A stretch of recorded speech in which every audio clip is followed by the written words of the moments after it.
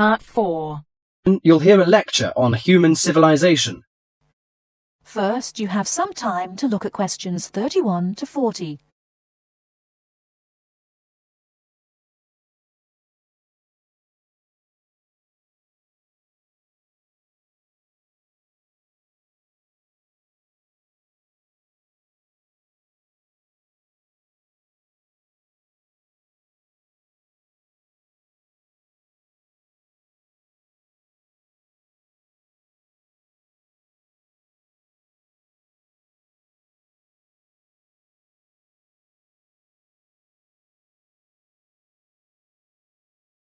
Now, listen carefully and answer questions 31 to 40.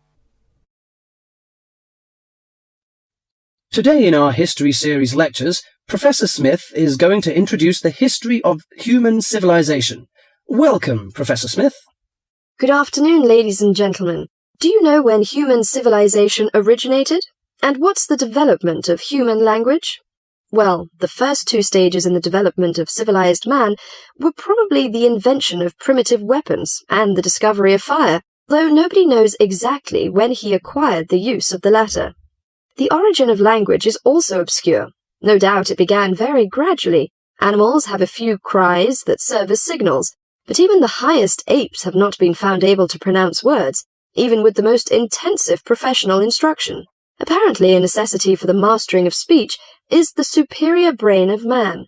When man became sufficiently intelligent, we must suppose that he gradually increased the number of cries for different purposes. It was a great day when he discovered that speech could be used for narrative. There are those who think that in this respect, picture language preceded oral language. A man could draw a picture on the wall of his cave to show in which direction he had gone, or what prey he hoped to catch.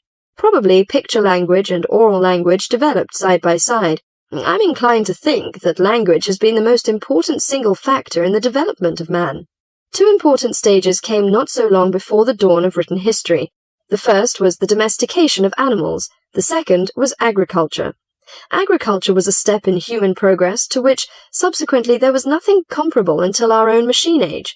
Agriculture made possible an immense increase in the number of the human species in the regions where it could be successfully practiced.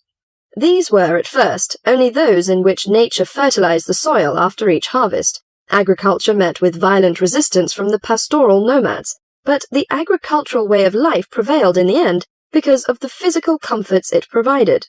Another fundamental technical advance was writing, which, like spoken language, developed out of pictures, but as soon as it had reached a certain stage, it was possible to keep records and transmit information to people who were not present when the information was given. These inventions and discoveries, fire, speech, weapons, domestic animals, agriculture, and writing, made the existence of civilized communities possible. From about 3000 BC until the Industrial Revolution, less than 200 years ago, there was no technical advance comparable to these. During this long period, man had enough time to become accustomed to his technique and to develop the beliefs and political organizations to appropriate it. There was, of course, an immense extension in the area of civilized life. At first it had been confined to the Nile, the Euphrates, the Tigris, and the Indus, but at the end of the period in question it covered much the greater part of the livable globe. I do not mean to suggest that there was no technical progress during this long time. There was progress. There were even two inventions of great importance, namely gunpowder and the mariner's compass. But neither of these can be compared in their revolutionary power to such things as speech and writing and agriculture. That is the end of Part 4. You now have half a minute to check your answers.